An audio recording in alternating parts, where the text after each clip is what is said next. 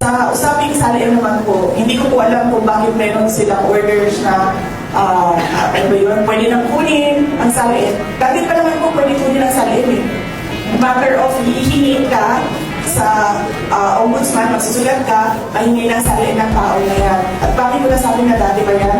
Dahil dati pa lumalabas ang salayan ko sa PCIJ, sa Philippine Center for Investigative Journalism. At hindi lang sa kanila ha, sa iba pa mga media outfit, lumalabas yung salayan ko. In fact, si Trillanes nga, may kopya nga ng salayan ko. So, hindi ko alam kung ano yung show nila, kung bakit kailangan pa nila sabihin na yun, pwede na kunin ang salayan. Maganda mo pwede kunin yan.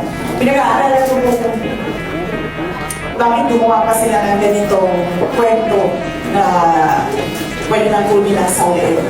At sigurado ako meron na naman yung dahilan, may motibo.